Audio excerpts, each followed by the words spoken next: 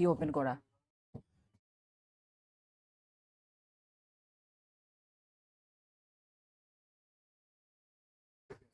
ওকে, আচ্ছা, অনলাইনে যারা আছেন আমার কথা ক্লিয়ার শুনতে পাচ্ছেন কিনা এবং দেখতে পাচ্ছেন কিনা একটু কমেন্ট করেন। কি বাহিরে কি ঝড় তুফান আছে নাকি? নাকি ঝড় তুফান চলতেছিল? হ্যাঁ, তো আমার কথা ক্লিয়ার শুনতে পাচ্ছেন কিনা একটু কমেন্ট করেন যে ক্লিয়ার কথা শুনতে পাচ্ছেন কিনা এবং আমাকে দেখতে পাচ্ছেন কিনা। আপনাদের আজকে টপিকের নাম হচ্ছে verb and it's classification.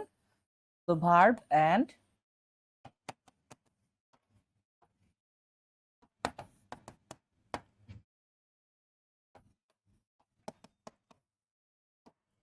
Verb এবং তার প্রকারভেদ। ওকে,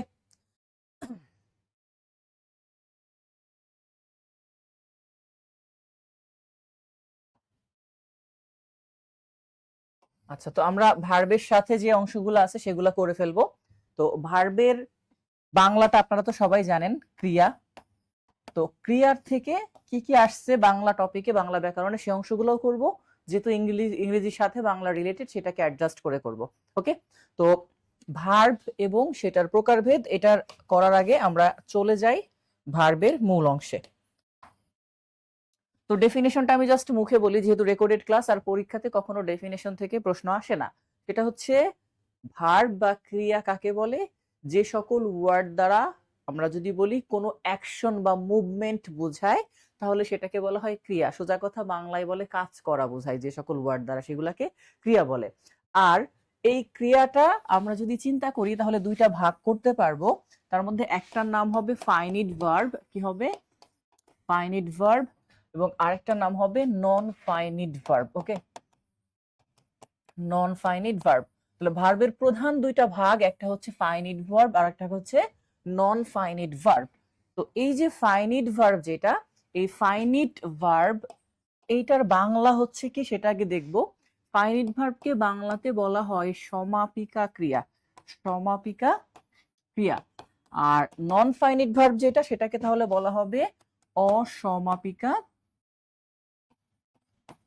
অসমাপিকা ক্রিয়া। তাহলে একটা হচ্ছে সমাপিকা ক্রিয়া আর একটা হচ্ছে অসমাপিকা ক্রিয়া। এই দুইটার থেকেই মূলত আমাদের মূল আলোচনা। তার মধ্যে আজকে আমরা টোটালি আলোচনা করব ফাইনিট ভার্ব বা সমাপিকা ক্রিয়া নিয়ে। তো সমাপিকা ক্রিয়া কাকে বলে সেটা একটু দেখে আসি। তো আমি যদি আমার ভাষায় বলি তাহলে জাস্ট একটা কথা বলবো, সেটা হচ্ছে যেই ভার্ব দেখে টেন্স চেনা যায়, যেই ভার্ব দেখে টেন্স চেনা যায়,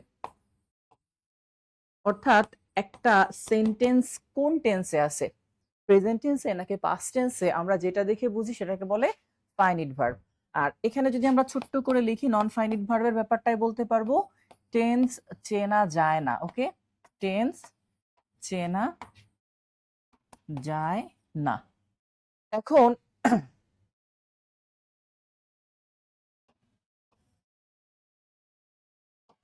যদি আমরা একটা সেন্টেন্স দেখি, খেয়াল করেন, আই এখানে বললাম লাইকড সুইমিং,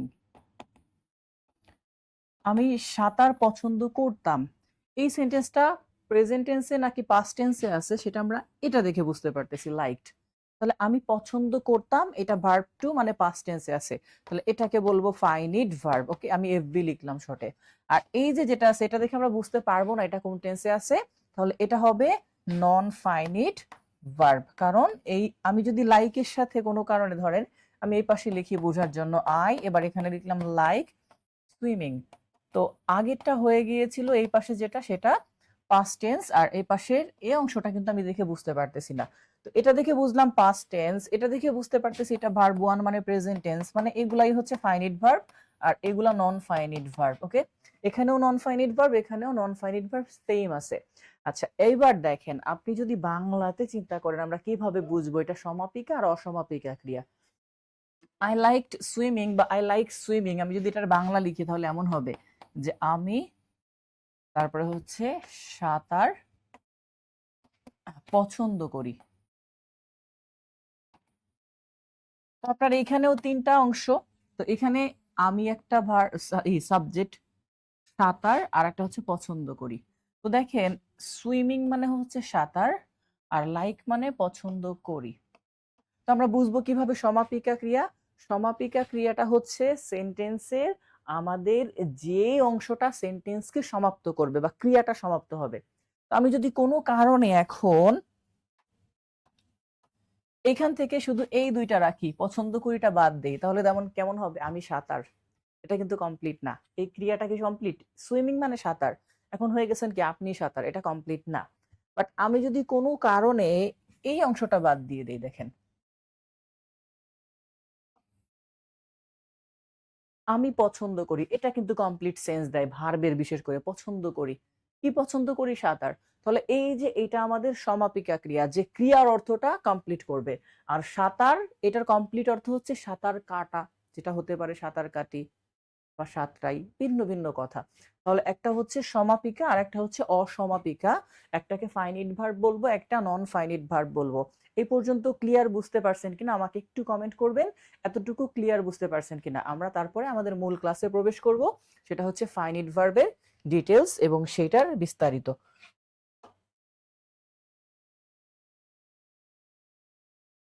আচ্ছা,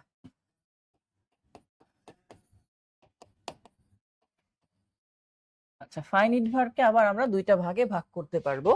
তার মধ্যে একটার নাম হবে ট্রানজিটিভ ভার্ব। ট্রানজিটিভ ভার্ব যেহেতু উপরে লেখা আছে আমি আর আলাদা করে লিখলাম না। আর আরেকটা হবে ইনট্রানজিটিভ। ট্রানজিটিভ যেটা, এটাকে বাংলাতে বলা হয় সকর্মক। সকর্মক ভার্ব মানে তো ক্রিয়া, এটা আপনারা জানেনই, সকর্মক ক্রিয়া, আমি বোঝার জন্য এখানে লিখলাম। আচ্ছা, আর ইনট্রানজিটিভ মানে হচ্ছে তাহলে অকর্মক। অকর্মক ক্রিয়া, একটা হচ্ছে সকর্মক ক্রিয়া, একটা অকর্মক ক্রিয়া।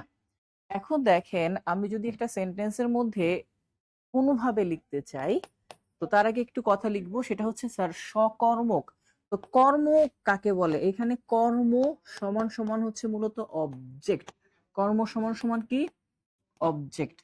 আর আরেকটা কথা হচ্ছে সমান সমান হচ্ছে সহ। মানে কি? সহ।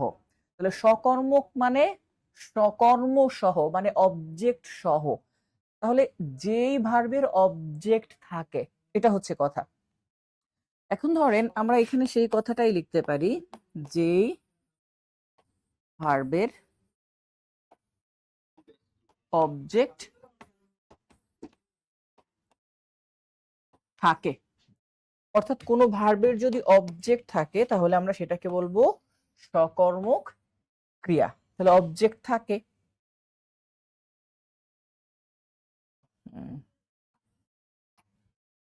আর এটার ব্যাপারটা আসেন এবার, অবজেক্ট থাকে না বা কর্ম থাকে না।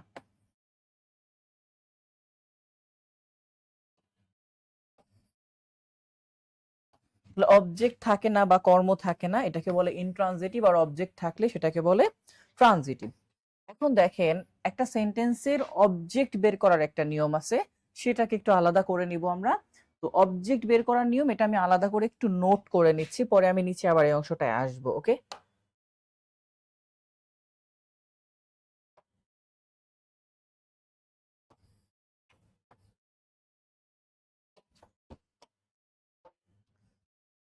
আচ্ছা, এই নোটটা আলাদা একটু রাখবো, পরে আমি অন্য অংশ করছি। তাহলে এখানে লিখবো হচ্ছে অবজেক্ট।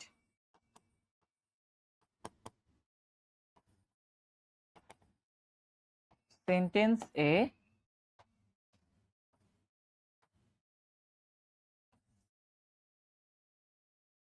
সেন্টেন্সে সাবজেক্ট প্লাস ভার্বকে কি বা কাকে দ্বারা প্রশ্ন করলে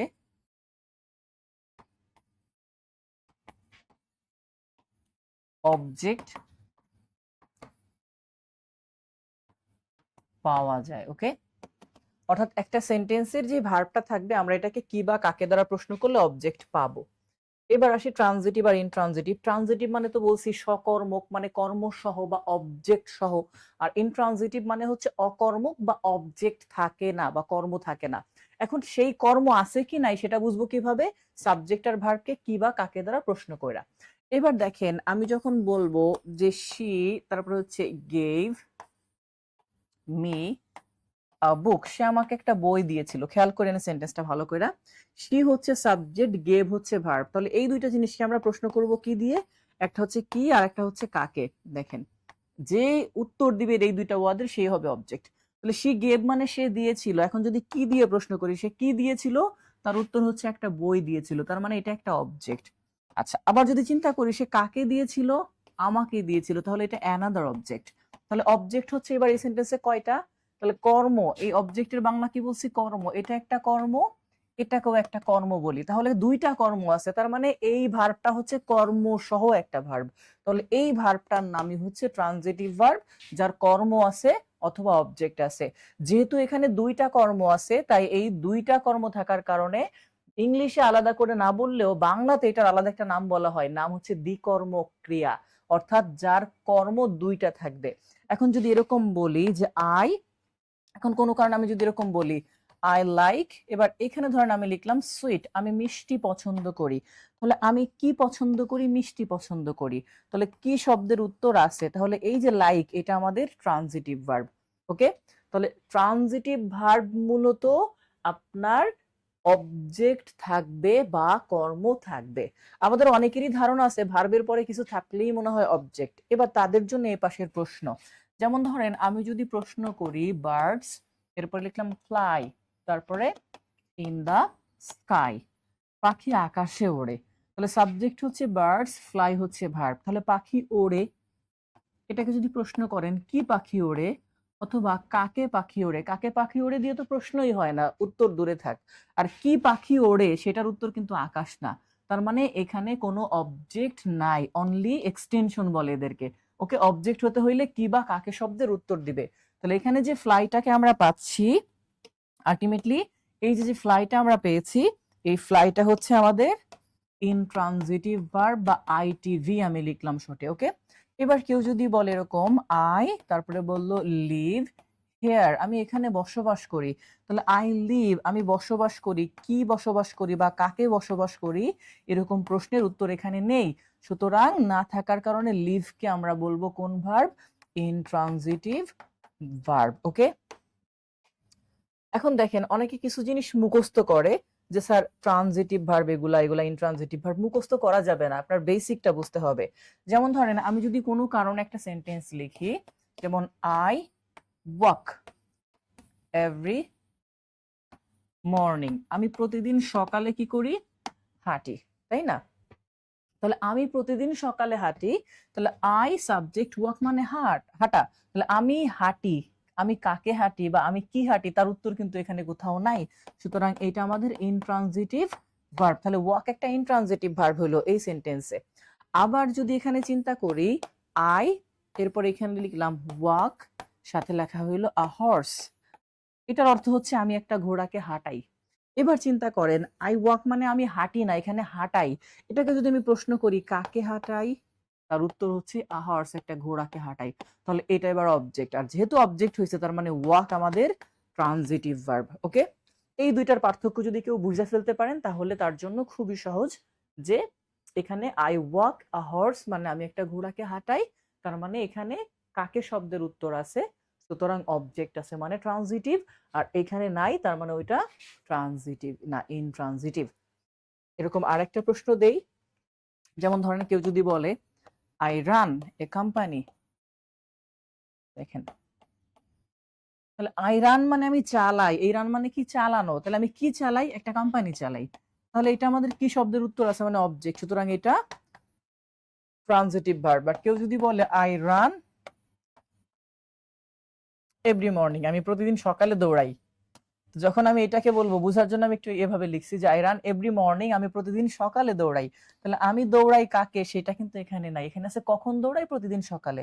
তাহলে এই রানটা আমাদের ইনট্রানজিটিভ ভার্ব। ওকে, আর এই রানটা কি? Transitive verb. আশা করি দুইটার পার্থক্যটা ক্লিয়ার বুঝাইতে পারছি। এই পর্যন্ত ক্লিয়ার বুঝছেন কিনা তাহলে একটু কমেন্ট করে।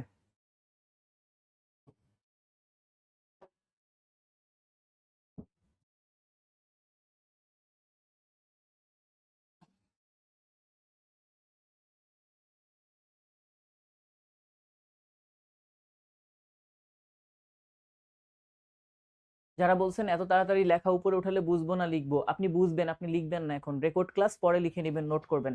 কেউ অনলাইন ক্লাস করার সময় আমার ক্লাসে কেউ লিখবেন না দয়া করে, কারণ আপনি লিখতে গিয়ে বুঝবেন না আর বুঝতে গিয়ে লিখবেন না, এরকম ঝামেলা হয়ে যাবে। সুতরাং আগে বুঝে নেন, পরে করবেন, ওকে?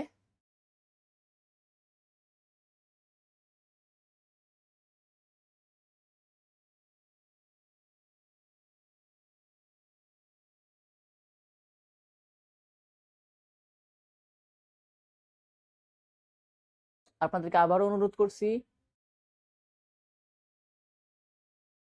এই পার্ট থেকে অনেক প্রশ্ন আসে, কেউ লিখবেন না। আমি যখন বুঝাই, এটা রেকর্ডেড ক্লাস, যেহেতু রেকর্ড থাকবে পরবর্তীতে, তো তখন আপনি নোট করে নেবেন, বাট আগে বুঝে নেবেন।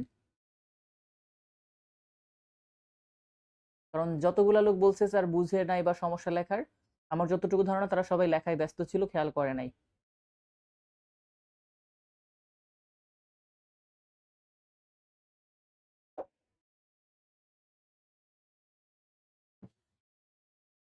আচ্ছা, এটা গেল ট্রানজিটিভ ভার্ব।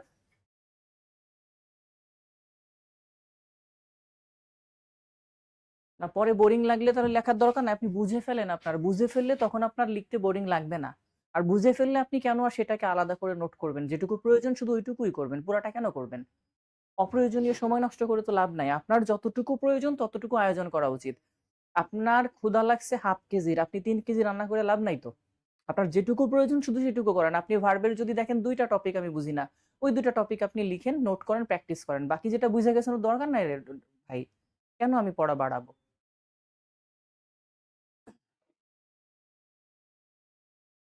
আমার ফাস্ট না, আমি যথেষ্ট স্লো যাচ্ছি। আপনারা, আমার যতটুকু ধারণা, আমি অনেক স্লো যাচ্ছি, আমি এর থেকে অনেক ফাস্টে যাই। বাট আমি স্লো যাচ্ছি একটাই কারণে, কারণ আপনারা যারা লিখতেছেন তাদের এটা অমনোযোগ হচ্ছে। কেউ লিখবেন না দয়া করে, আমি বলতেছি। একেবারে মনোযোগ দিয়ে শুনতে থাকেন, দেখবেন আপনাদের মনের যতগুলো প্রশ্ন আছে অটোমেটিক সলভ হয়ে যাবে এগুলা। কারণ কি কি প্রশ্ন আপনাদের মনে থাকে বা কি কি প্রশ্ন করেন, এগুলোর তো অন্তত পক্ষে আমাদের একটা আইডিয়া আছে। বুঝতে পারছেন? একটু অপেক্ষা করেন, সবগুলার উত্তর পেয়ে যাবেন। আচ্ছা, তো আমরা প্রথমে বলছিলাম sir finite verb, non finite verb. Finite ভার্বের বাংলা বলছিলাম সকর্মক ক্রিয়া, সরি সমাপিকা ক্রিয়া, আর নন ফাইনিট অসমাপিকা। যেখানে বলছিলাম ফাইনিট ভার্ব হচ্ছে দেখে টেন্স চেনা যায়, নন ফাইনিট ভার্ব দেখে টেন্স চেনা যায় না। ট্রানজিটিভ ভার্বের বাংলা বলছিলাম সকর্মক, কর্মকে আলাদা করে বলে দিয়েছিলাম, ইংলিশে বলে অবজেক্ট। তাহলে ট্রানজিটিভ ভার্ব মানে তার কর্ম থাকে বা অবজেক্ট থাকে, আর ইনট্রানজিটিভ ভার্ব হচ্ছে যার কর্ম বা অবজেক্ট থাকে না। এই অংশগুলা পরে জয়েন করেছেন মানে আপনি কি করবেন, পরবর্তীতে বাকি অংশটাও করে নেবেন। যারা পরে জয়েন করেছেন, বিদ্যুৎ বা যে কোনো ইলেকট্রিসিটি বা টেকনিক্যাল ফল্ট হতেই পারে, বাট আপনাদেরকে এখানে অনুরোধ করব, নিজের সুবিধার আগে অন্যদের অসুবিধার কথা চিন্তা করতে হবে। বুঝতে পারছেন? আপনি যদি আপনার নিজের সুযোগ সুবিধা নিয়ে সবার আগে ভাবেন, তো আপনি তার আগে অন্যদের অসুবিধাটা নিয়ে ভাববেন, না হলে আপনি একজন ভালো নাগরিক হতে পারবেন না। আপনি আপনি কিন্তু পরবর্তীতে চাইলে এটাকে রেকর্ড দেখে নিয়ে করতে পারবেন, বাট আপনি চিন্তা করেন যারা এত সময় করেছে, আপনি যদি তাদের জন্য আবার শুরু থেকে যাই তাহলে আলটিমেটলি সময়টা কমে যাবে। তো কথা না বাড়াই, আশা করি শেষ করতে পারবো। তো এটা গেল। এরপরে আসেন স্যার, আমরা যদি ভার্বকে আরো 2টা পার্ট দেখি, তার মধ্যে একটা পার্ট হবে, নাম হবে অক্সিলারি, অক্সিলারি ভার্ব, আর আরেকটা পার্ট থাকবে যেটার নাম হচ্ছে মেইন ভার্ব।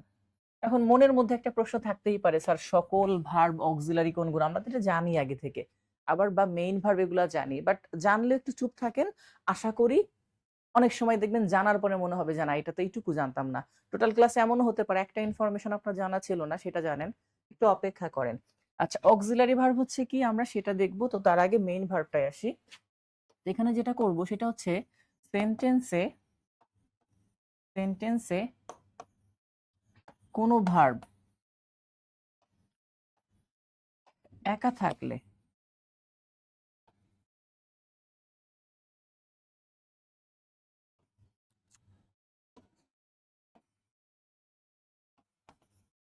সেটি মেইন ভার্ব, যার অপর নাম প্রিন্সিপাল ভার্ব। অর্থাৎ সেন্টেন্সে যদি কোনো ভার্ব একা থাকে তার নাম কি হবে? মেইন ভার্ব অথবা প্রিন্সিপাল ভার্ব। আর অক্সিলারি ভার্ব হচ্ছে কি? আমরা যদি এখানে দেখি, যেই ভার্ব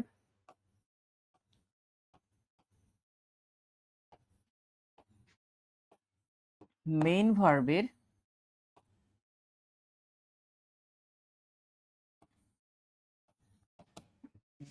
মেইন ভার্বের পূর্বে বসে,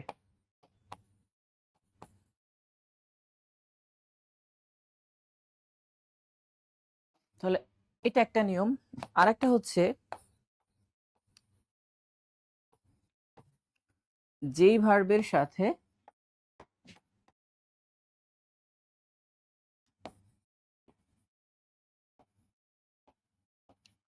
নট যুক্ত থাকে, তাহলে ভার্বের সাথে নট যুক্ত থাকলে এটা অক্সিলারি ভার্ব, এবং মেইন ভার্বের পূর্বে বসলে সেটাও অক্সিলারি ভার্ব। আর কোনো ভার্ব একা থাকলে সেটা কি হবে? Main verb. এবার দেখেন, আমি যদি কোনো কারণে বলি যে আই হ্যাভ আ কার, আমার একটা গাড়ি আছে। দেখেন, হ্যাভ আমরা নর্মালি অক্সিলারি ভার্ব হিসাবে চিনি, বাট এই সেন্টেন্সে হ্যাভটা একা আছে। যেহেতু সে একা আছে, বুঝতে হবে সে কাউকে হেল্প করে নাই, নিজেই এখানে মেইন বা প্রধান। তার মানে এটা হচ্ছে আমাদের সেই মেইন ভার্ব। আমি এমভি লিখলাম শর্টে, তাহলে মেইন ভার্ব। এরকম কেউ যদি বলে, যেমন ধরেন কোনো কারণে আমি যদি বলি আই সাথে বললাম ডু দ্য ওয়ার্ক, তাহলে ডু দ্য ওয়ার্ক, আমি কাজ করি, এখানে ডু একাই আছে, তার মানে সে মেইন ভার্ব। এছাড়া তো নর্মালি হইতেই পারে, যেমন আই ইট রাইস, এগুলা রেগুলার হিসেবে আমরা জানবো মেইন ভার্ব। এবার উপরের সেন্টেন্সে যে হ্যাভ লিখেছিলাম, কেউ যদি আবার এরকম বলতো যে আই হ্যাভ, তারপরে বললো ডান দ্য ওয়ার্ক, আমি কাজটি করেছি, দেখেন তো এই সেন্টেন্সের মধ্যে ডান এবার ভার্বের তৃতীয় রূপ, মানে এটা মেইন ভার্ব এমভি রয়েছে, আর এখানে হ্যাভ এটা এভি মানে অক্সিলারি ভার্ব। তার মানে একই ভার্ব সে মেইন ভার্বও হতে পারে, আবার অক্সিলারি ভার্বও হতে পারে। এটা নির্ভর করে সেন্টেন্সে তার ব্যবহারের উপরে। অর্থাৎ যেই ভার্বটা যখন কোনো মেইন ভার্বের পূর্বে বসবে অথবা নট যুক্ত থাকবে, সেটাকে আমরা বলবো অক্সিলারি ভার্ব। যেমন ধরেন আমরা নিচে লিখছি ডু, এখন যদি কেউ বলে আই সাথে বলল ডোন্ট, তারপর হচ্ছে লাইক ফ্লাওয়ার, আমি ফুল পছন্দ করি না। এখন ধরেন এখানে ডোন্ট এবার নট যুক্ত আছে, আর এটা লাইক, তাহলে লাইকটা হচ্ছে আমাদের মেইন ভার্ব, নট যুক্ত আছে, তাহলে এটা হচ্ছে auxiliary verb.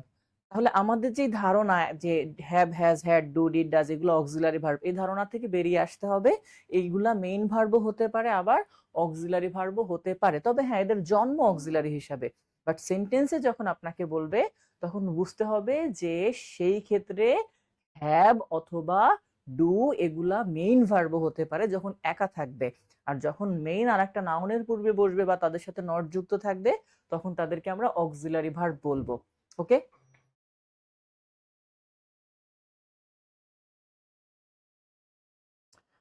MD Sajjad Hussain বলছে, স্যার আই হ্যাভ এ কার, এটার তো এটা টু হ্যাভ এর সাথে নট বসে, তাহলে কেন? নট তো আমি বসাই নাই, আমি বসাইছি, আশা করি এই পর্যন্ত যেটা বসাইছি আপনার কথাটা আমি বুঝি নাই সত্য বলতে। তো যেখানে হ্যাবের সাথে নট বসাতে পারি সমস্যা নেই, তো যখন হ্যাবের সাথে নট বসাবো তখন ওরকম হ্যাভ নট আসবে না, তখন হবে আই ডোন্ট হ্যাভ এনি কার, তখন ডুটা হইতো নট। আর হ্যাবের সাথে যদি নট দেই, হ্যাভ অক্সিলারি হতেই পারে, যেমন ওখানে হ্যাভ মেইন ভার্ব, এখানে অক্সিলারি ভার্ব। আচ্ছা, এইটুকু পার্থক্য বুঝতে পারছেন যে অক্সিলারি ভার্ব এবং মেইন ভার্ব কখন ব্যবহার হয়, এবং দেখি আমরা কিভাবে বুঝবো যে এটা অক্সিলারি ভার্ব মেইন ভার্ব। তারপরে আরো কিছু পার্ট আছে আমরা দেখাবো। এটুকু ক্লিয়ার বুঝতে পারছেন কিনা একটু কমেন্ট করেন। হ্যাঁ, একজন বলছে I have no car, sir no ব্যবহার করা যাবে না, নো আর নট, আমি নট বলছি, আমি নো বলি নাই। হ্যাঁ,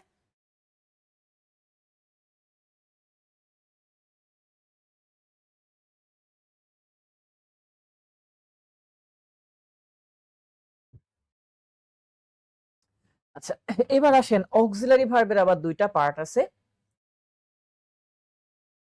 সেই অংশগুলো আমরা একটু দেখবো। আমি শর্টে উপরে হেডিং দিলাম এভি মানে অক্সিলারি ভার্ব। হ্যাঁ, এই অক্সিলারি ভার্বের দুইটা পার্ট, একটা নাম হচ্ছে প্রাইমারি অক্সিলারি,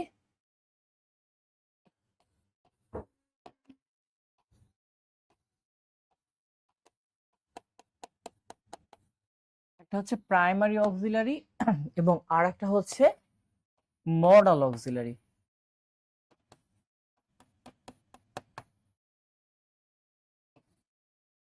আচ্ছা, প্রাইমারি অক্সিলারি কথাটা আসছে প্রাইম থেকে। প্রাইম শব্দের অর্থ মৌলিক বা প্রধান। ওকে, অর্থাৎ অক্সিলারি ভার্ব বলতে আমরা মেইন যে অক্সিলারি ভার্বগুলোকে বুঝি সেটাই হচ্ছে প্রাইমারি অক্সিলারি। এই প্রাইমারি অক্সিলারি গুলা কেমন দেখেন, এর মধ্যে আমরা পাবো তাদের বি ভার্ব যেগুলো আছে। ওকে, তো বি ভার্বগুলো আমি শুধু বি লিখলাম, মানে বি ভার্ব এগুলা। তো বির মধ্যে আমরা পাবো এম, তারপর হচ্ছে ইজ, আর, ওয়াজ, ওয়্যার, বিন, অথবা শুধু বি ইত্যাদি এগুলা। এরপর এর মধ্যে পাবো আমরা হ্যাভ ভার্ব। হ্যাভের মধ্যে আমাদের কি কি থাকবে এটা তো জানেন আপনারা, হ্যাভ, হ্যাজ, হ্যাড এগুলা। এছাড়া আমাদের থাকবে আরেকটা ভার্ব যার নাম হচ্ছে ডু ভার্ব, যেটাকে আমরা বলি ডু, ডিড, ডান এগুলা। এগুলাকে বলে প্রাইমারি অক্সিলারি। আর মডাল অক্সিলারি হচ্ছে মূলত কোনগুলা, যেগুলোর মধ্যে আমাদের থাকবে can, could, shall, should, will, would, may, might. না, ডাজ হয় না। কেন বললাম ডাজ হয় না? ডাজ যদি দিতে হয় তাহলে তো মেকের সাথে, ডাজ তো আলাদা কোনো অক্সিলারি ভার্ব না। ডুর সাথে টেন্স অনুসারে আমরা ইএস যোগ করে দেই, ঠিক যেভাবে মেকের সাথে মেক্স করি, গোর সাথে গোস করি, তখন ডু হয়ে যায় ডাজ। ওটা আলাদা কোনো মুখস্থ বিষয় না। হ্যাঁ, আচ্ছা, will, would, may, might, must এগুলাকে বলা হবে মডাল অক্সিলারি। এখন দুইটার পার্থক্যটা কি আসলে, যে প্রাইমারি অক্সিলারি আর মডাল অক্সিলারির মূল পার্থক্যটা কোথায়? আচ্ছা, প্রাইমারি অক্সিলারির পাওয়ার হচ্ছে দুইটা। এরা প্রিন্সিপাল এবং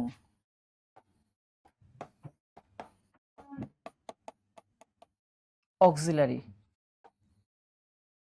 উভয়ের কাজই করতে পারে। ওকে,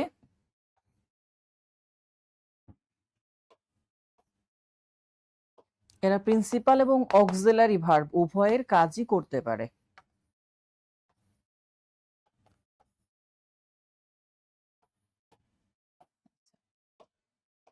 যেমন ধরেন আমরা যদি একটু দেখি, এখানে আমরা লিখেছিলাম, যেমন আমি যদি চাই আমি লিখতে পারি আই এম হাবিব, এটা আমার নাম। তাহলে এম এখানে একা বসছে, তাহলে এটা এখন মেইন ভার্ব, এটা অক্সিলারি ভার্ব না। অক্সিলারি মানে সাহায্যকারী, সে তো কাউকে সাহায্য করে নাই, সে নিজেই এখানে মেইন কাজ করছে। তাহলে এটা হচ্ছে আমাদের মেইন ভার্ব, আমি এটাকে এম ভি লিখতেছি। ওকে, আচ্ছা, একই সেন্টেন্সে যখন কেউ বলবে আই এম, সাথে এবার বললো রিডিং, তাহলে এই যে রিডিং যেটা, এটাকে কন্টিনিউয়াস হওয়ার জন্য প্রেজেন্টে এম সাহায্য করছে। তাহলে এখানে রিডিংটা হচ্ছে মেইন ভার্ব, আর এইটা হচ্ছে অক্সিলারি ভার্ব। তাহলে দেখেন এখানে হি থাকলে ইজ দিতাম, দে থাকলে আর দিতাম। তো এইগুলা একই সাথে এরকম মেইন ভার্বেরও কাজও করতে পারে, আবার অক্সিলারি কাজও করতে পারে। যেমন ধরেন আমরা যদি নিচে আরো দেখি, ডু দিয়ে যদি চিন্তা করেন তাহলে আমরা দিতে পারবো, ওই যে একটু আমি বলছিলাম যে আই ডু দ্য ওয়ার্ক, তাহলে এখানে আমি কাজটি করি, তাহলে ডু এখানে মেইন ভার্ব এম ভি, হ্যাঁ তাই না? আর যদি কেউ এরকম বলে যে আই ডোন্ট, তারপরে আই ডোন্ট লাইক টি, তাহলে এই ক্ষেত্রে ডোন্ট এটা অক্সিলারি ভার্ব, আবার লাইক এটা মেইন ভার্ব। তাহলে এই ভার্বগুলার দুইটা পাওয়ার দেওয়া, একটা হচ্ছে তারা একই সাথে প্রিন্সিপাল ভার্বের কাজও করতে পারে, আবার অক্সিলারি ভার্বের কাজও করতে পারে, এই জন্য এদেরকে বলা হবে প্রাইমারি অক্সিলারি। হ্যাভ নিয়ে তখন আমি দেখাইছি। আচ্ছা, আর মডালের ব্যাপারটা হচ্ছে এরা কখনোই প্রিন্সিপাল ভার্ব হতে পারে না। ঠিক আছে, তাহলে এরা কখনোই মেইন ভার্ব হতে পারে না, মানে একা বসতে পারবে না, সাথে অবশ্যই আর একটা ভার্ব প্রয়োজন হবে। ঠিক আছে, এখন দেখেন আমি যদি কোনো কারণে এভাবে লিখি যে আই ক্যান, এইটা সেন্টেন্স কমপ্লিট হবে না, কারণ এই ক্যান মানে আমি পারি, আমি কি পারি সেটা লাগবে না। তাহলে আমাদের সেজন্য কি হবে, যেমন আই ক্যান, আমি যদি এখানে এখন দিই রিড বুক, তাহলে আমাদের এইবার কমপ্লিট হবে যে আমি পড়তে পারি। আমি কি পারি, এটা সাথে মেইন একটা লাগবে। তাহলে ক্যান হচ্ছে auxiliary verb, read main verb. যিনি প্রশ্ন করছেন কিভাবে বুঝবো কখন মেইন ভার্ব আর কখন অক্সিলারি ভার্ব, তিনি সম্ভবত পরে যুক্ত হয়েছেন বা এত সময় খেয়াল করেন নাই। আমি বলছি সেন্টেন্সে কোনো ভার্ব একা থাকলে সেটাকে মেইন ভার্ব বলে, অক্সিলারি ভার্বের পরে যে ভার্বটা বসে সেটাকে মেইন ভার্ব বলে। আর অক্সিলারি ভার্ব কাকে বলে সেটা বলেছিলাম, মেইন ভার্বের পূর্বে যেটা বসে এটাকে অক্সিলারি ভার্ব বলে, যেই ভার্বের সাথে নট যুক্ত থাকে সেটাকে অক্সিলারি ভার্ব বলে। হয়তো আপনি খেয়াল করেন না, এটা আলাদা মুখস্থ করার কিছু নাই। তাহলে এই সেন্টেন্সে ক্যান সে একা বসতে পারে না, এরকম ওইখানে যতগুলা আছে আমি এই পাশে যেগুলা লিখছি, যেমন আই শ্যাল গো, তাহলে এখানে আই শ্যাল একা বসানো যাবে না কখনোই, সাথে একটা গো থাকবে, মুভ থাকবে, একটা কিছু থাকবে মেইন ভার্ব। তাহলে শ্যাল এটা অক্সিলারি ভার্ব আর এটা মেইন ভার্ব। তো বুঝতে তো পারছেন দুইটার পার্থক্য, যে স্যার এগুলাকে অক্সিলারি ভার্ব বলে, তার মধ্যে যেগুলো একই সাথে মেইন ভার্ব এবং অক্সিলারি ভার্বের কাজ করতে পারে সেগুলাকে বলা হয় প্রাইমারি অক্সিলারি, আর যারা ফিক্সড কখনোই তারা মেইন ভার্ব হতে পারে না তাদেরকে বলা হয় মডাল অক্সিলারি। এই পর্যন্ত ক্লিয়ার বুঝতে পারছেন কিনা একটু কমেন্ট করেন।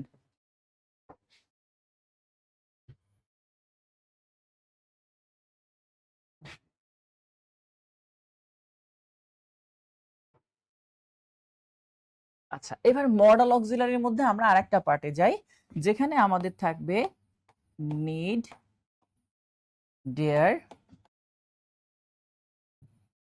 ought to, used to। এটাকে একটু মুখস্থ করে ফেলবেন প্রয়োজনে। এটাকে বলা হয় সেমি মডাল। কি বলা হয়? Semi modal. ঠিক আছে, সেমি মডাল হচ্ছে need, dare, ought to, used to। আচ্ছা, কেন এদেরকে সেমি মডাল বলা হয়? কারণ এইগুলা মডাল অক্সিলারি হইলেও একই সাথে ওরা মেইন ভার্বের কাজও করতে পারে। তো মডার্ন এবং মেইন ভার্ব দুইটার কাজই যখন করতে পারে তাই ওদেরকে বলা হয় সেমি মডাল। মানে সেমি মডাল মানে একেবারে ফুললি মডালও না, আবার ফুললি মেইন ভার্বও না। আমরা জাস্ট যদি একটা দুইটা উদাহরণ দেখি তাহলে বুঝতে পারবো। যেমন ধরেন কেউ যদি বলে যে আই নিড আ বুক, আমার একটা বই দরকার, তাহলে নিড এখানে একা আছে, তার মানে সে মেইন ভার্ব। বাট কেউ যদি বলে যে আই সাথে এরকম বললো নিড নট, তারপরে ডু দা ওয়ার্ক, আমার কাজ করার প্রয়োজনীয়তা নাই, তাহলে এখানে নিডের সাথে এবার নট যুক্ত হয়েছে, তাহলে এটা অক্সিলারি ভার্ব আর ডুটা এখানে মেইন ভার্ব। বুঝতে পারছেন? এই যে এই ভার্বগুলা একই সাথে যেহেতু দুইটা কাজই করতে পারে, মানে মেইন ভার্ব আর অক্সিলারি ভার্ব, তাই এদেরকে বলা হয় সেমি মডাল। এখন মনে প্রশ্ন আসতেই পারে, স্যার এই পাশে যারা ছিল তারাও তো মেইন ভার্ব আর অক্সিলারি কাজ করতে পারতো, তাহলে ওদেরকে কেন প্রাইমারি বলা হচ্ছে, ওদেরকে কেন সেমি মডাল বলা হইলো না? মূল পার্থক্য হচ্ছে জন্ম। এই পাশে যেগুলা ছিল এম ইজ আর ওয়াজ ওয়্যার, এগুলার জন্মই হয়েছে অক্সিলারি হিসাবে, বাট মাঝে মাঝে মেইন ভার্বের কাজ করতে পারে। মানে জন্মই হয়েছে শ্রমিক হিসাবে কাজ করতে পারে, তো মাঝে মাঝে মালিক হইতে পারে শ্রমিক থেকে, এরকম বা দারোয়ান হিসাবে জন্ম নিয়ে বাড়িওয়ালার মতো আচরণ মাঝে মাঝে করে, এগুলা হচ্ছে প্রাইমারি অক্সিলারি। আর যেগুলাকে মডাল অক্সিলারিতে লিখছি এরা জন্মই গ্রহণ করছে মেইন ভার্ব হিসাবে, মাঝে মাঝে অক্সিলারি কাজ করে। আপনি যেমন ইউজ এটা মেইন ভার্ব হিসাবে ব্যবহার করেন, নিড এটা মেইন ভার্ব হিসাবে ব্যবহার করেন, বাট এরা মাঝে মাঝে অক্সিলারির কাজ করে, তাই তাদেরকে সেমি মডাল বলা হয়। তো এই পর্যন্ত ক্লিয়ার বুঝতে পারছেন কিনা একটু বলেন, ক্লিয়ার হলে নেক্সটে চলে যাব।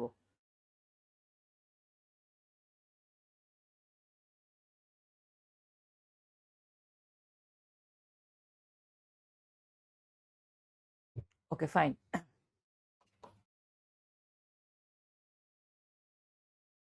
এরপরে আমরা চলে যাব লিঙ্কিং ভার্ব।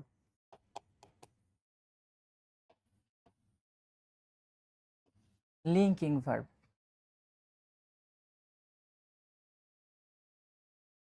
দেখেন লিঙ্কিং ভার্ব বইতে লেখা আছে সাবজেক্ট এবং কমপ্লিমেন্টের মাঝখানে যেই ভার্ব বসে তাকে লিঙ্কিং ভার্ব বলে। তো আমরা সেভাবে করব না, আমরা একটু অন্যভাবে করব, তাহলে আমাদের জন্য বুঝতে বেশ সুবিধাজনক হবে। আর সেই অংশটা আমরা কিভাবে করব সেটা একটু দেখব। তো লিঙ্কিং ভার্ব বিষয়টা দেখেন, কি লিখছেন, লিঙ্কিং ভ্যারি না, ভ্যারি না স্যার, ভার্ব।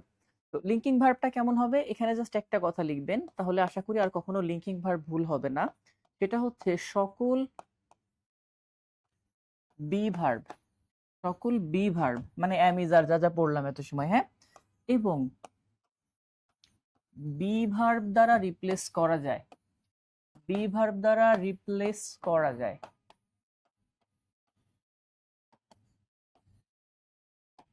সকল বি ভার্ব এবং বি ভার্ব দ্বারা রিপ্লেস করা যায় এমন ভার্বকে লিঙ্কিং ভার্ব বলে।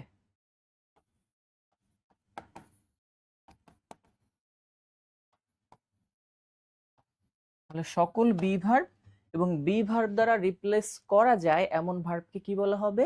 লিঙ্কিং ভার্ব বলে। এখন ধরেন কেউ যদি কোনো কারণে বলে, যেমন আমি যদি বলি যে আই সাথে অ্যাম এ টিচার, এখন বইয়ের যে নিয়ম সেই অনুসারে হচ্ছে সাবজেক্ট এবং কমপ্লিমেন্টের মাঝখানে যেই ভার্ব বসে সেটাকে লিঙ্কিং ভার্ব বলে। কমপ্লিমেন্ট মানে পরিপূরক। পরিপূরক কাকে বলে? সাবজেক্ট এবং অবজেক্ট যদি একই ব্যক্তিকে নির্দেশ করে বা একই বস্তু, যেমন আই আর টিচার একই ব্যক্তি, এই জন্য এটাকে লিঙ্কিং ভার্ব। তো আমাদের বললেই হইলো সকল বি ভার্বই লিঙ্কিং ভার্ব। তাহলে অ্যাম ইজ আর যাই হোক সবগুলাকে কি বলবো? Linking verb. যেমন আই এম এ টিচার, এখন কেউ যদি কোনো কারণে অন্য জায়গায় যায়, এবার সেই অংশগুলা দেখবো।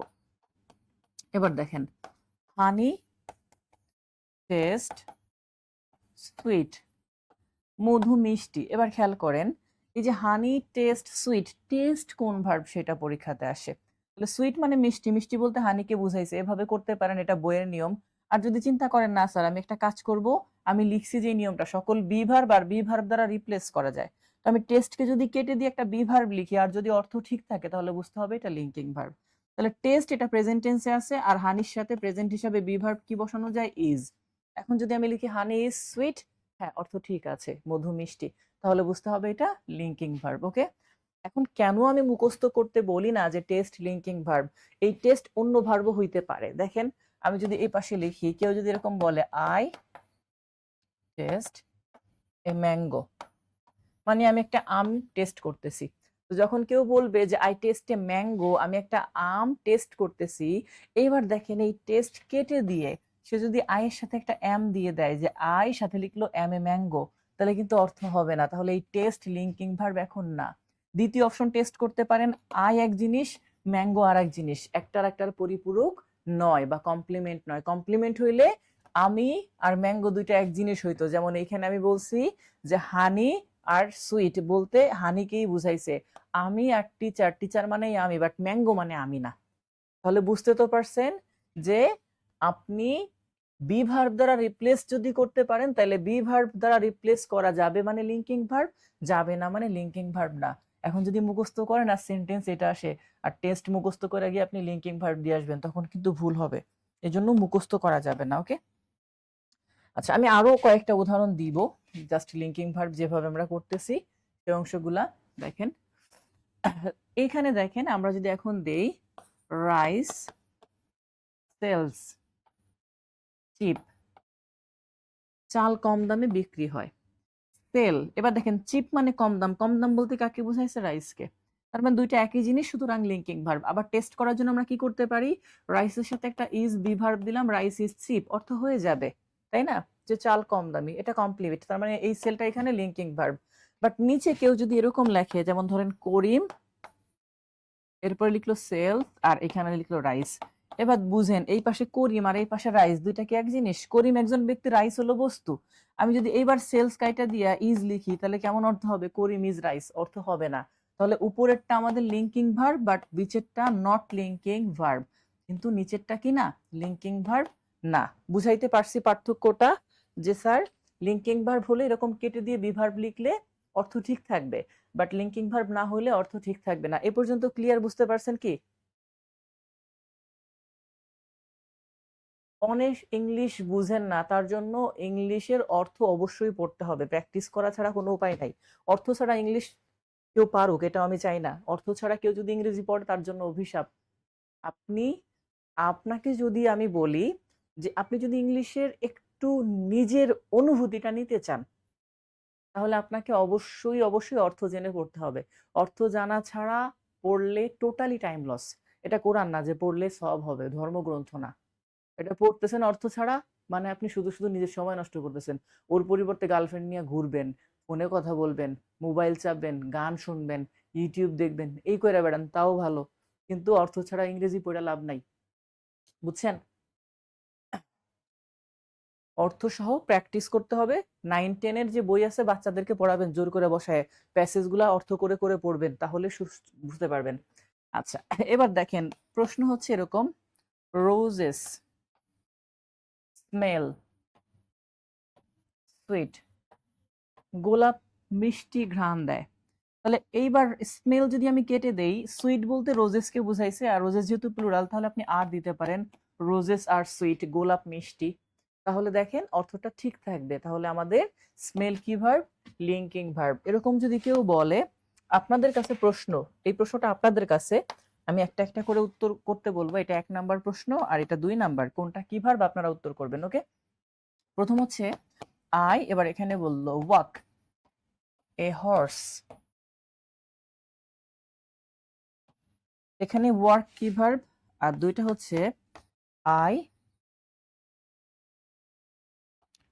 ওয়াক ফাস্ট, এখানে ওয়াক, কোনটা কি ভার্ব বলেন আমাকে একটু। এখানে লিঙ্কিং ভার্ব কোনটা আর কোনটা লিঙ্কিং ভার্ব নয়।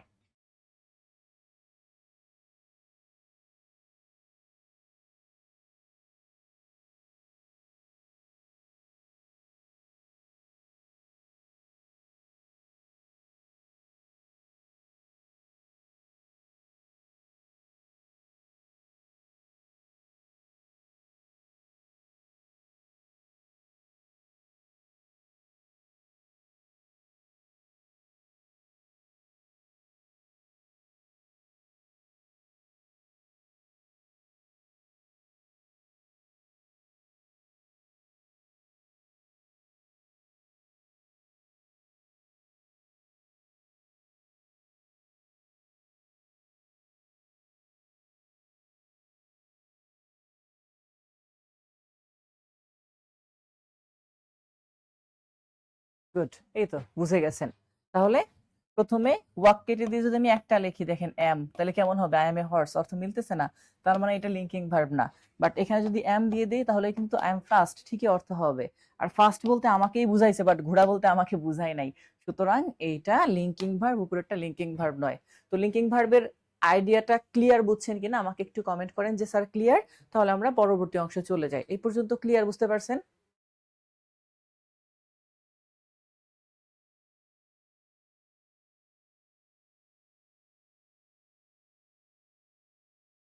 ওকে, ফাইন। আমরা এবার পরবর্তী অংশ দেখি, লিঙ্কিং ভার্বের এই পর্যন্ত যাওয়ার পরবর্তী অংশ। লিঙ্কিং ভার্বের পরবর্তীতে দিবেন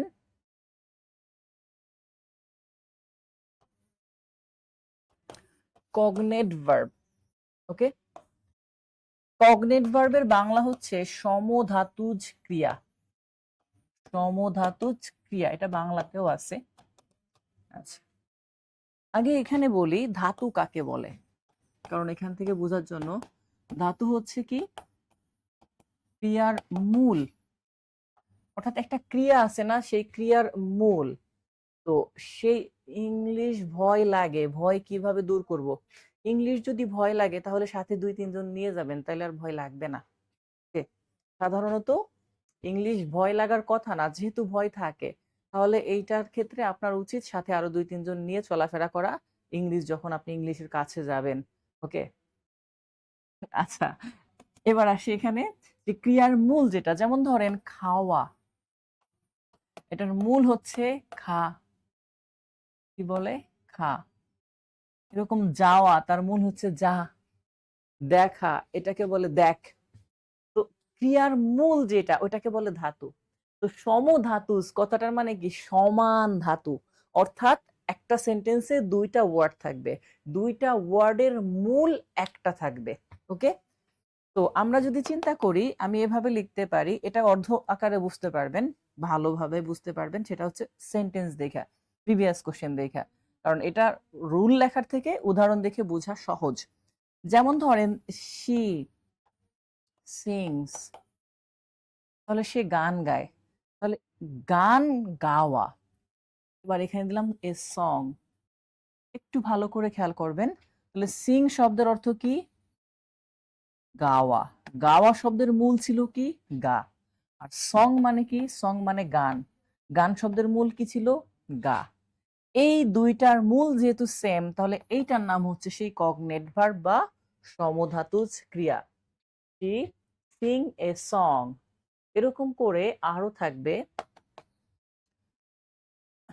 যেমন ধরেন শি ফাইটের পাস্ট হচ্ছে ফাউট, সে মারামারি করেছিল, এবার এখানে লিখলো a fight, she fought a fight. তাহলে ফাউট মানে মারামারি করেছিল, কি মারামারি করছে, মারামারি করছে মানে ফাইট।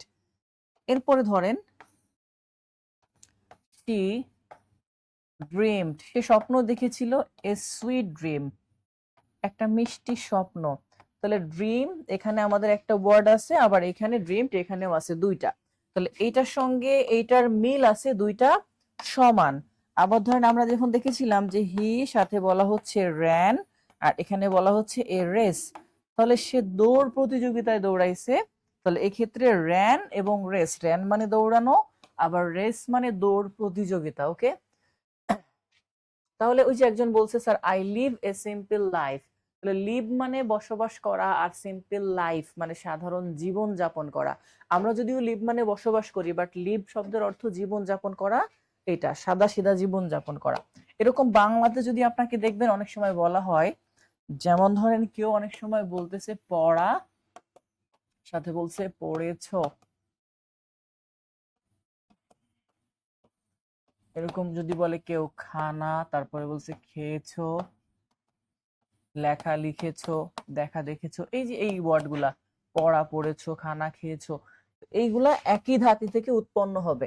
তো এইগুলাকে বলবো আমরা সমধাতুজ ক্রিয়া, যেখানে ক্রিয়ার মূল, এভাবে লিখবো যে ক্রিয়ার মূল বা ভার্বের মূল অন্য ওয়ার্ডের মূলের সাথে মিল থাকবে। ওকে, তো বুঝতে পারছেন এই পর্যন্ত? কারো ফোন আনমিউট হয়ে গেছে, একটু মিউট করে নেন, নয়েজ আসছে, হ্যাঁ আশেপাশে ফ্যামিলির আওয়াজ আসছে। তো ক্রিয়ার মূল অন্য ওয়ার্ডের মূলের সাথে মিল থাকবে, আর সেইগুলাকে আমরা বলবো সমধাতুজ ক্রিয়া বা কগনেট ভার্ব। এটা কি বুঝতে পারছেন আমার কথাটা এই পর্যন্ত? এটুকু কি বুঝতে পারছেন যে কোনটাকে সমধাতুজ ক্রিয়া বা কগনেট ভার্ব বলে?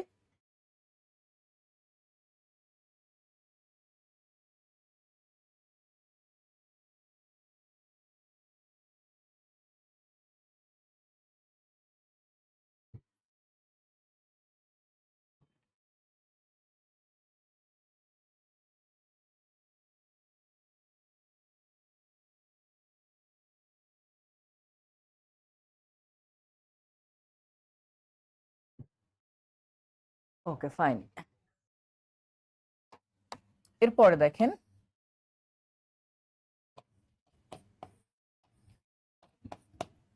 Factitive verb.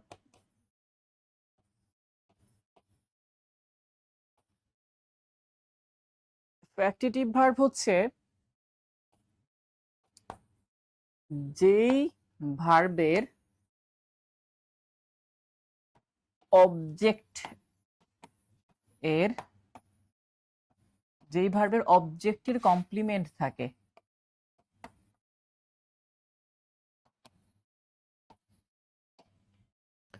তো কমপ্লিমেন্ট মানে আমি বলেছিলাম পরিপূরক, অর্থাৎ সাবজেক্ট এবং ভার্বের পরবর্তী অংশ দুইটা যদি সেম হয়, তাহলে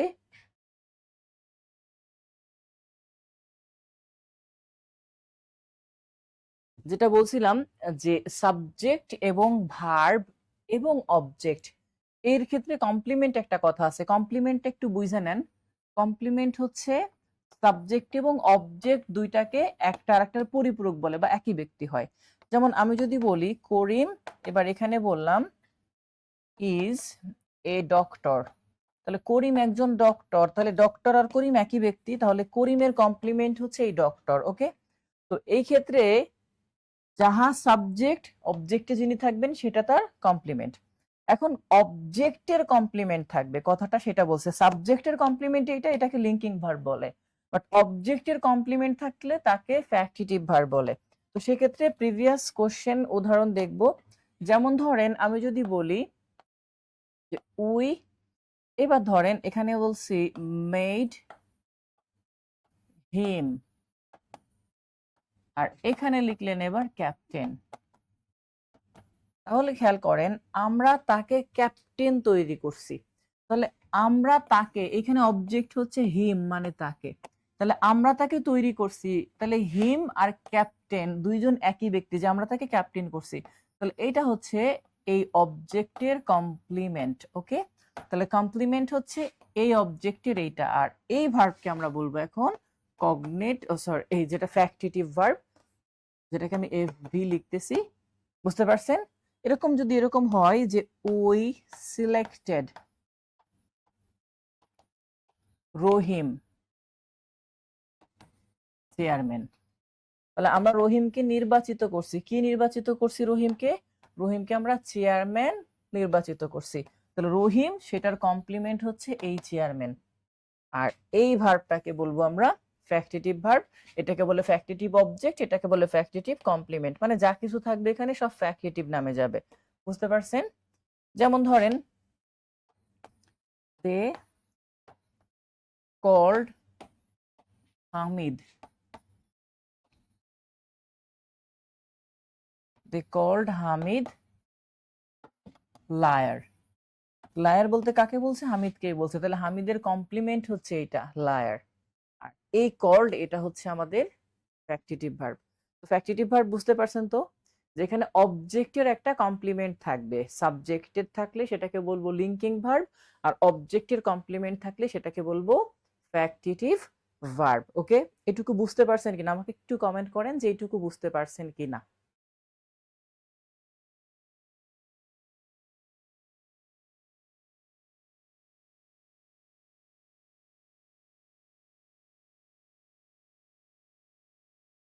এই পর্যন্ত ক্লিয়ার বুঝতে পারছেন কিনা একটু কমেন্ট করেন। ওকে, সরি।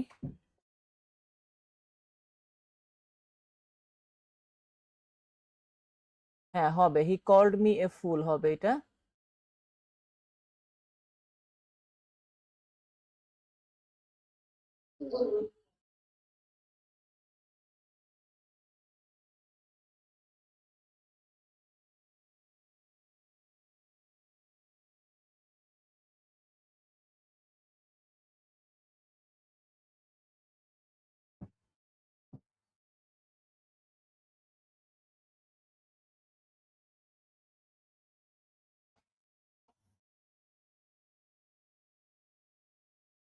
আচ্ছা, এরপরে দিবেন কপুলেটিভ ভার্ব।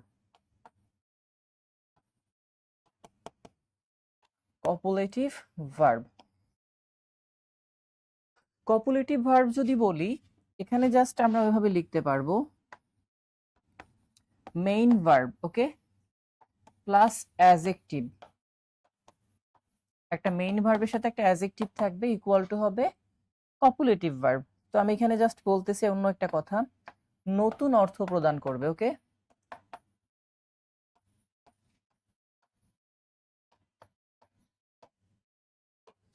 অর্থাৎ একটা মেইন ভার্বের সাথে একটা অ্যাজেক্টিভ যুক্ত হবে, এবং দুইটা, না কাপল ভার্ব আলাদা, কাপল ভার্ব বলার দরকার নাই, এটা কপুলেটিভ ভার্ব। ওকে, তো মেইন ভার্বের সাথে একটা অ্যাজেক্টিভ, কারণ প্রিপোজিশন অনেকে ভুল করে ফেলে, এটাকে বলে গ্রুপ ভার্ব বা অ্যাপ্রোপ্রিয়েট প্রিপোজিশন, যেটা মেইন ভার্বের সাথে প্রিপোজিশন বসলে, বাট এটা হচ্ছে অ্যাজেক্টিভের সাথে বসবে।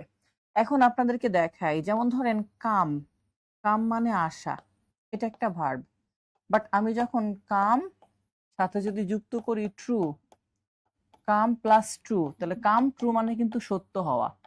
তাহলে আশা আর সত্য হওয়া দুইটা এক না, যখনই আমি ট্রু আর কাম একসাথে লিখি তখন এটা নতুন একটা অর্থ দেয়, যে সত্য হওয়া। ওকে, এরকম কাম ট্রুর জায়গায় যদি আমরা অন্য আরেকটা জিনিস চিন্তা করি, যেমন ধরেন আমরা কোথাও দেখতে পেলাম যে হ্যাঁ গো, গো মানে যাওয়া, এটা মেইন ভার্ব। তো গোর সাথে যদি, না কপুলেটিভ আর গ্রুপ ভার্ব সেম না, ওটা গ্রুপ ভার্ব অ্যাপ্রোপ্রিয়েট প্রিপোজিশনে শিখে নেবেন, এটা এখন না। ওকে, কপুলেটিভ ভার্বটা সম্পূর্ণ আলাদা। তাহলে এইখানে যেমন গো, তাহলে গো আমি যদি লিখি, গো সাথে একটা অ্যাডজেক্টিভ যুক্ত করলাম ম্যাড, তো গো ম্যাড শব্দের অর্থ পাগল হয়ে যাওয়া। কি হওয়া? পাগল হওয়া। তো পাগল হওয়া এর মানে এই না যে আগে পাগল হবে তারপরে যাবে, মূলত একটা কাজ, কিন্তু নতুন একটা কাজ। ওকে, শুধু গো মানে হেঁটে হেঁটে যাওয়া, চলাফেরা করে যাওয়া, বাট গো ম্যাড মানে পাগল হয়ে যাওয়া, নতুন অর্থ প্রদান করবে, বুঝতে পারছেন?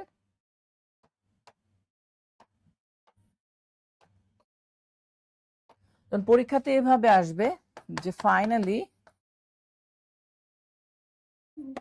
হিজ ড্রিম, অবশেষে তার স্বপ্ন সত্য হয়েছিল, কেম ট্রু, আপনার আন্ডারলাইন করা থাকবে কেম ট্রু, এটা কোন ভার্ব? এটা হচ্ছে কপুলেটিভ ভার্ব। ওকে,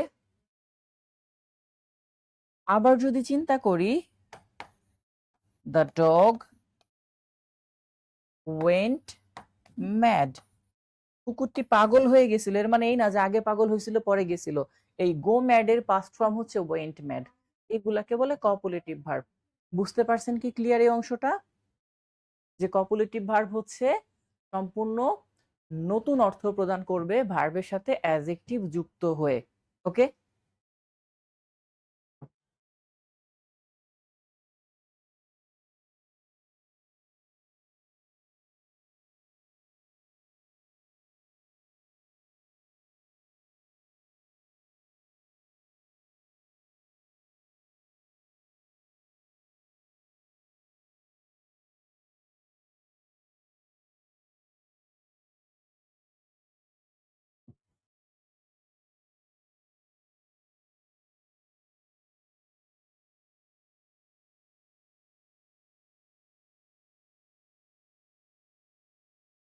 এ পর্যন্ত ক্লিয়ার বুঝতে পারছেন? একটু কমেন্ট করেন এই পর্যন্ত ক্লিয়ার কিনা। ওকে, ফাইন।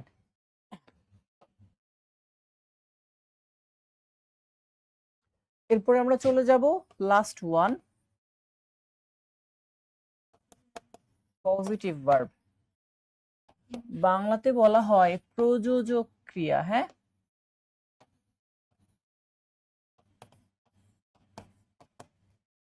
প্রযোজক ক্রিয়া। এখন দেখেন, এটাকে বলা হয় কর্তা নিজে কাজ না করে অন্যকে দিয়ে কাজ করায়, বাট কথাটা ভুল। হ্যাঁ, কর্তা নিজেও কাজ করে, বাট বইতে এটাই লেখা আছে এখন পর্যন্ত, বাট নিয়মটা ভুল। এটা বাংলাদেশের বইতেই শুধু লেখা যে কর্তা যখন নিজে কাজ না করে অন্যকে দিয়ে কাজ করে তাকে পজিটিভ ভার্ব বলে, বাট নিয়মটা এরকম না। আচ্ছা, আমরা এবার আসি মূল অংশে। দেখেন, সেটা হচ্ছে সেন্টেন্সে সাবজেক্ট যখন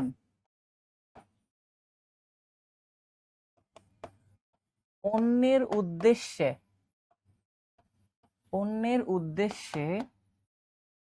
নিজে কাজ করে, অন্যের উদ্দেশ্যে নিজে কাজ করে,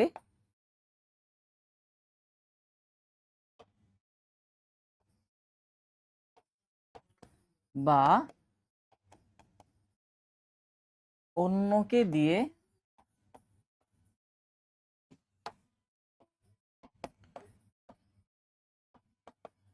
নিজের ইচ্ছায় কাজ করায়,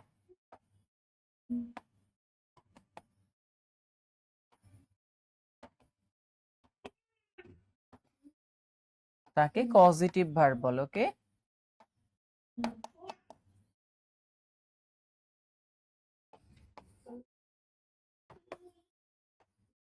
ওকে, তাহলে সেন্টেন্সে সাবজেক্ট যখন অন্যের উদ্দেশ্যে নিজে কাজ করে বা অন্যকে দিয়ে নিজের ইচ্ছায় কাজ করে তাকে পজিটিভ ভার্ব বলে।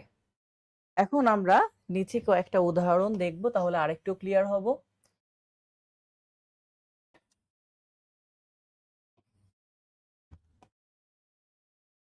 যেমন ধরেন, আমরা একটা একটা করে যদি চিন্তা করি, পজিটিভ ভার্বের বিপরীত হচ্ছে কমন ভার্ব। হ্যাঁ, কমন ভার্ব। কমন ভার্ব হচ্ছে কর্তা যখন নিজেই নিজের কাজ করে, নিজের উদ্দেশ্যেই কাজ করে। আর পজিটিভ হচ্ছে নিজে অন্যের উদ্দেশ্যে কাজ করে। তাহলে নিজে তো কাজ করতে হবে। আপনারা পড়তেন বাংলায়, মা শিশুকে চাঁদ দেখাচ্ছেন। তো মা শিশুকে চাঁদ দেখাচ্ছেন বা মা শিশুকে চাঁদ দেখায়, তখন কি মা ঘুমায় থাকে? মার কষ্ট করে দেখাইতে হয়, তারপরে শিশুটা দেখে। মা শিশুকে ভাত খাওয়ায়, এর মানে মা যে খাওয়ায় সে জানে যে একটা বাচ্চারে খাওয়ানো কি কষ্ট। এখন আপনি তারে দোষ দিয়ে দিচ্ছেন কি যে মা কোনো কাজ করে না, বাচ্চাটা খায়। আসলে সে কাজটা করতেছে খাওয়ানোর, বাট উদ্দেশ্য অন্য যেন খায়। যেমন ধরেন, আমরা জানি, এখন আপনাদেরকে আমি টিচ করতেছি ধরেন, তো টিচ করা মানে কি, উদ্দেশ্য কি আমার না আপনারা? আমি টিচ করতেছি মানে আপনারা যেন লার্ন করতে পারেন। তাহলে এই লার্ন করতেছেন আপনারা নিজের জন্য, বাট টিচ করতেছি আমি আমার নিজের জন্য না আপনাদের জন্য। তাহলে আমাকে কাজ করতে হচ্ছে আপনাদের উদ্দেশ্যে। এই জন্য teach positive verb, learn common verb. এরকম যদি দেখি, শো মানে দেখানো, এটা আমাদের পজিটিভ ভার্ব, আমি দেখাবো অন্য কেউ দেখবে। আর সি মানে নিজে নিজে দেখা। ওকে, এরপরে যদি দেখি কোনো কারণে আমরা যে রেইজ মানে ওঠানো, অর্থাৎ আমি আমার হাত উঠাইতে পারি, অন্য কোনো জিনিস উঠাইতে পারি। আর রাইজ মানে সান যেমন রাইজ হয়, নিজে নিজে ওঠা। এভাবে যদি দেখি, ফিড মানে খাওয়ানো, ওকে, আবার ইট মানে নিজে খাওয়া, ঠিক আছে। এভাবে ইনফর্ম মানে জানানো, আর লার্ন বা নো মানে হচ্ছে নিজে জানা, ওকে। তো এই পাশে যেগুলা লিখছি এগুলা পজিটিভ ভার্ব, এই পাশে যেগুলা লিখছি এগুলা কমন ভার্ব, এমন অনেক আছে। তো এইগুলা হচ্ছে ডিরেক্ট পজিটিভ ভার্ব, অর্থাৎ এই ভার্বগুলা সরাসরি পজিটিভ। তবে আমাদের যে গ্রামার আমরা পড়ি সেখানে বেশিরভাগ ভার্বের কোনো পজিটিভ ফর্ম থাকে না, তখন আমাদের ওই সকল সেন্টেন্সে make, let, have, get, help ইত্যাদি যুক্ত করে তারপরে পজিটিভ করে নিতে হয়, ওকে।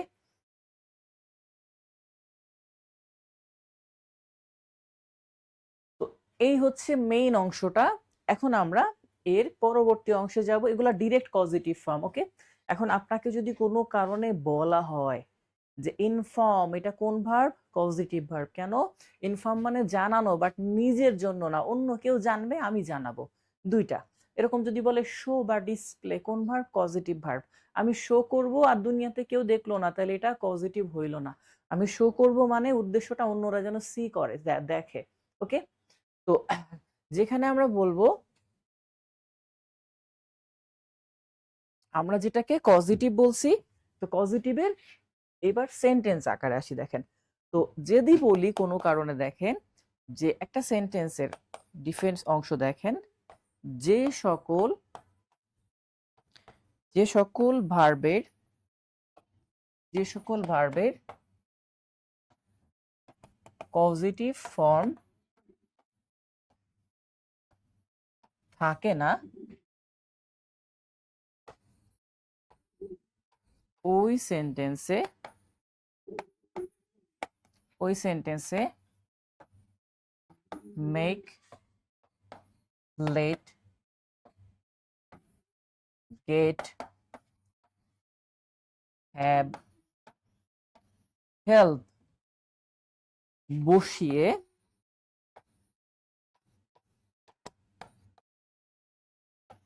পজিটিভ করা হয়।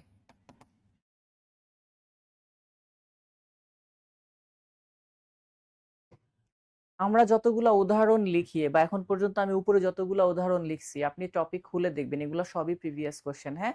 আমি কোনো ধরনের নর্মাল বা নিজের ইচ্ছা মতো কোনো ধরনের এক্সাম্পল দেই না, এগুলো সব প্রিভিয়াস কোশ্চেন। এখন পর্যন্ত যতগুলো প্রিভিয়াস কোশ্চেন লিখেছি বা প্র্যাকটিসের এক্সাম্পল লিখছি, বুঝতে পারছেন? আচ্ছা, এসকে রাজ, আগে শেষ করতে দেন, আমি এখানে সেটা শেষ করি নাই এখনো, ওকে। এখানে হেল্পটা পর্যন্ত চলে আসছে। আচ্ছা, আপনারা আনমিউট করেন নাই কে? একটু কাইন্ডলি আনমিউট করেন, নয়েজ আসছে, বুঝতে পারছেন?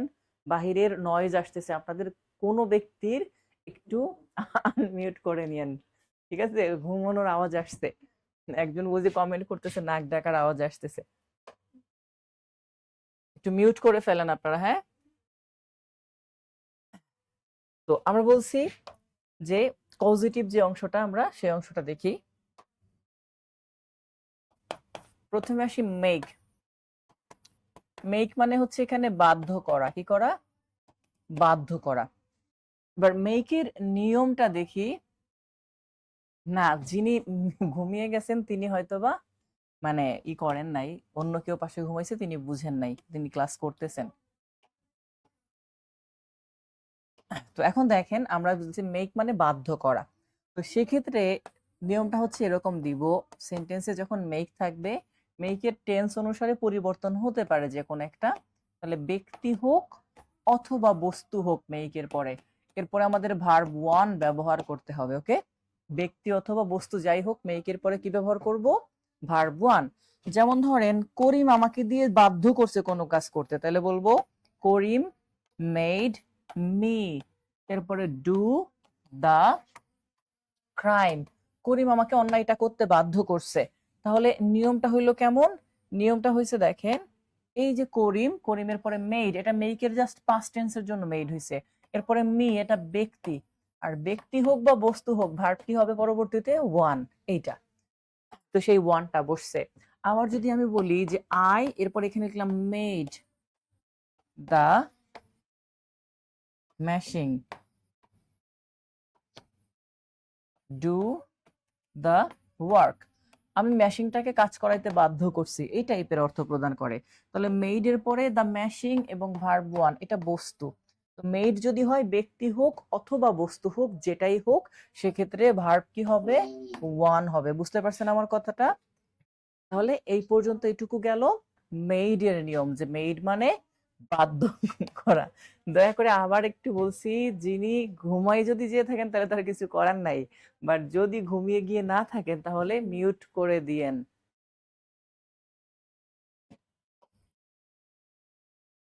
পরে বক্স ফেটে যাবে আমাদের এখানে। আচ্ছা, এখানে হচ্ছে বাধ্য করা। বাধ্য করার পরবর্তীতে মেইডের পরবর্তীতে আসেন স্যার গেট। গেট মানে পাওয়া।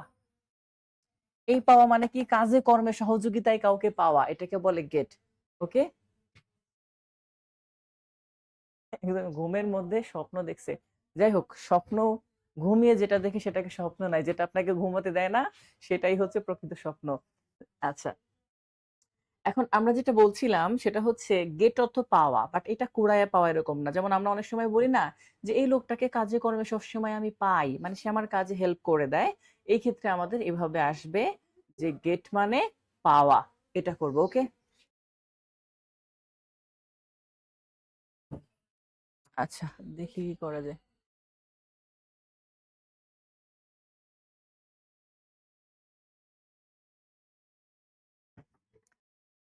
তো গেট মানে পাওয়া, এটা গেল। তো গেটের নিয়মটা কেমন? গেট যদি হয়, দেখেন আমি জানি না এক্স্যাক্টলি যে কে, মানে আনমিউট করা রয়েছে কার। আচ্ছা, এখন দেখেন গেটের পরবর্তীতে যদি আমাদের ব্যক্তি হয়, সেক্ষেত্রে আমরা কি করব? গেটের পরবর্তীতে ব্যক্তি হইলে টু প্লাস ভার্ব ওয়ান। আচ্ছা, আর যদি বস্তু হয় তাহলে ভার্ব থ্রি। অর্থাৎ গেট যদি থাকে তাহলে গেটের পরবর্তীতে টু প্লাস ভার্ব ওয়ান, তবে টু না থাকলে শুধু ভার্ব ওয়ান ব্যবহার করতে পারবেন। এই জন্য আমি স্ল্যাশ দিয়ে রাখলাম। ফারুক রাজ, তাই না? আচ্ছা, ফারুক রাজ, তাকে দেখছি এখন মিউট করা আছে। এখন দেখেন ব্যক্তি তাহলে টু প্লাস ভার্ব ওয়ান, আর একটা হচ্ছে শুধু ভার্ব ওয়ান, আর বস্তু হইলে আমরা ব্যবহার করব ভার্ব থ্রি। তো দেখেন কেউ যখন বলবে যে আই গেট রহিম, মানে আমি রহিমকে পাই। তারপরে হচ্ছে টু ডু মাই ওয়ার্ক, মানে আমার কাজ করার সময় আমি রহিমকে পাই। এখানে এই টু ডু এটা যদি অপশনে না থাকে তাহলে আপনি শুধু ডু বলতে পারবেন। ওকে, তাহলে গেট রহিম ব্যক্তি, আর ব্যক্তির পরে টু প্লাস ভার্ব ওয়ান অথবা শুধু ডু, যেটা ভার্ব ওয়ান এটাও বসতে পারে, মানে এটা ভার্ব ওয়ান আর এটা টু প্লাস ভার্ব ওয়ান এভাবেই বসছে। আর কেউ যখন বলবে যেমন I got my car repaired, আমি আমার গাড়িটা মেরামত করিয়েছিলাম। তাহলে এই যে কার কথাটা আমি লিখছি যে I got my car repaired, তাহলে এই যে কার শব্দটা দেখতেছেন মাই কার, এটা বস্তু। আর বস্তু হওয়ার কারণে এটা ভার্বের তৃতীয় রূপ বসছে গেটের পাস্ট ফর্ম গট এর পরে। বুঝতে পারছেন? তাহলে গেট এটা থেকে আসছে গট, এবং গটের পরে মাই যে কার কথাটা আসছে, সেই মাই কার শব্দটা এরপরে আমরা বস্তু হওয়ার কারণে ভি থ্রি ব্যবহার করছি। বুঝাইতে পারছি?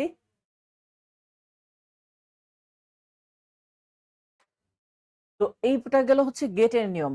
গেটের পরবর্তীতে দেখেন যদি বলি হ্যাভ,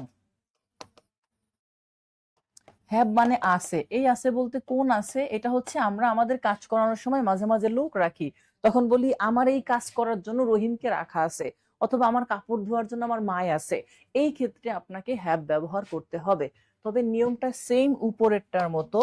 তো সেক্ষেত্রে কেমন নিয়ম আসবে? সেক্ষেত্রে সিস্টেমটা হচ্ছে এরকম যে আমি যদি চিন্তা করি তাহলে আমাদের একটা হ্যাভ থাকবে। দেখেন, হ্যাভ থাকবে। হ্যাবের পরবর্তীতে যদি আমাদের এখানে ব্যক্তি হয়, বুঝছেন, হ্যাবের পরে যদি ব্যক্তি হয় তাহলে আমরা হ্যাবের পরে ব্যক্তি হইলে ভার্ব ওয়ান ব্যবহার করব, হ্যাবের পরে বস্তু হইলে ভার্বের তৃতীয় রূপ ব্যবহার করব। এটা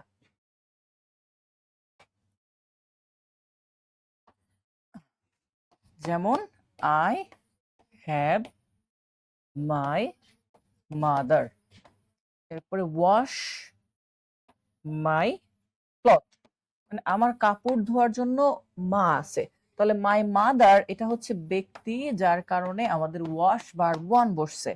আর যখন বলবো যে I had my hair cut, এটা ভি3 হিসাবে বসছে। আর মাই হেয়ার এটা বস্তু, ওকে, যে আমি আমার চুল কাটিয়েছিলাম, তাহলে I had my hair cut এটা পাস্ট টেন্সে বসছে। তো এই দুইটা অংশ বুঝাইতে পারছি।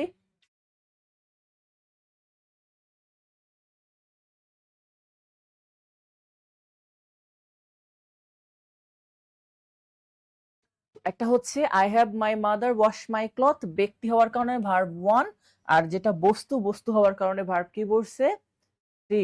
বুঝতে পারছেন দুইটা অংশ? এখনো নয়েজ আসছে।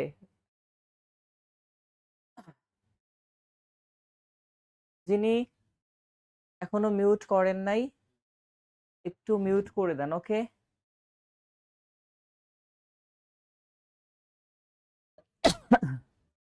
কান্তির ঘুম ঘুমোচ্ছেন তিনি। আচ্ছা, এখন দেখি আমরা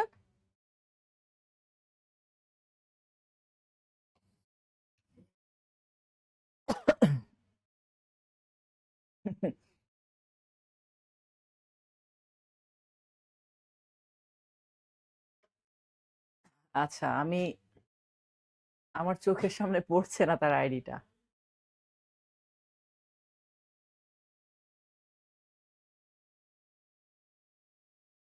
না, এখানে আমি শুধু ডিসপ্লে করতে পারছি, ডিসপ্লেতে আমি শো করতে পারছি, এটা আমাদের টেকনিক্যাল সাইট থেকে হচ্ছে করা হচ্ছে, ওরা এটা করতে পারবে, ওরা অন্য রুমে। আচ্ছা, একটু সবাইকে মিউট করে দাও, সাব্বির যদি থাকো। তো যেটা বললাম, এটা হচ্ছে আমাদের এই অংশটা গেল। এবার আমরা লাস্ট ওয়ানের দিকে আরেকটু আসি, লেট। তো লেটের ব্যাপারটা, লেট মানে দেওয়া, লেট মানে কি, দেওয়া। তো সেক্ষেত্রে আমাদের যেটা করতে হবে সেটা হচ্ছে স্যার, লেটের সঙ্গে যদি ব্যক্তি থাকে,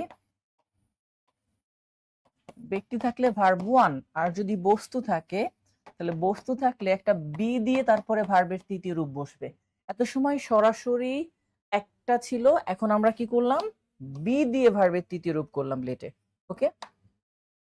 যেমন মাই মাদার, এরপর হচ্ছে let me join the picnic. তাহলে এই জয়েন এটা ভার্ব ওয়ান, মি এটা ব্যক্তি, ওকে। তো লেটের পরে ব্যক্তি থাকলে ভার্ব ওয়ান। আর যখন বলবো, যেমন ধরেন I let the letter be written, তাহলে রিটেন ভার্বের তৃতীয় রূপ, তার আগে বি বসছে, আর লেটার এটা বস্তু। তো বস্তু হইলে তখন বি দিয়ে ভার্বের তৃতীয় রূপ, আর যদি ব্যক্তি হয় তাহলে সরাসরি ভার্ব ওয়ান। লেটের নিয়মটা বুঝতে পারছেন কি? তো লেটের ব্যাপারটা হচ্ছে, যদি লেটের পরে ব্যক্তি হয় সরাসরি ভার্ব ওয়ান, আর লেটের পরে বস্তু হইলে সেক্ষেত্রে আমরা বি দিয়ে ভার্বের তৃতীয় রূপ করব। এবং লাস্ট ওয়ান আমাদের সেটা হচ্ছে হেল্প। তো হেল্পের ব্যাপারটা কেমন, হেল্পের পরে ব্যক্তি ব্যবহার করব এবং তারপরে ভার্ব ওয়ান ব্যবহার করব, ওকে। এবং বস্তু হইলে ভার্বের তৃতীয় রূপ আসে, এটা আর প্রয়োজন হয় না খুব একটা। তাহলে হেল্পের পরে ব্যক্তি, তাহলে ভার্ব ওয়ান ব্যবহার করব। এখন আই এভাবে থাকবে, helped Karim finish the work.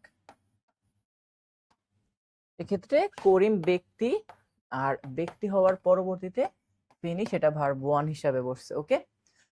তো এটা ছিল হচ্ছে আমাদের কজিটিভ ভার্বের নিয়ম। কজিটিভে হচ্ছে কর্তা যখন নিজে অন্যের উদ্দেশ্যে কাজ করে অথবা অন্যকে দিয়ে নিজে কাজ করে সেটাকে বলা হয় পজিটিভ ভার্ব। তো এইটুকু ক্লিয়ার বুঝতে পারছেন কিনা আমাকে একটু কমেন্ট করেন, এটুকু ক্লিয়ার বুঝতে পারছেন কিনা।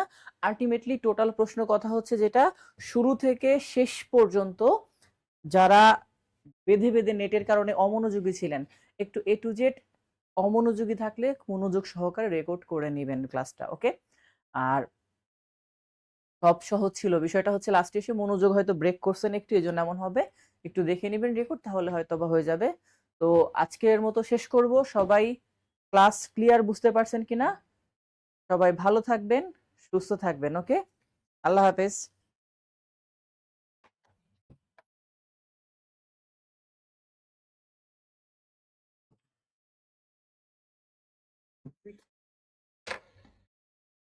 নায়কটা কি ক্লাসের মধ্যে ফাটাই ফেলাইতেছে?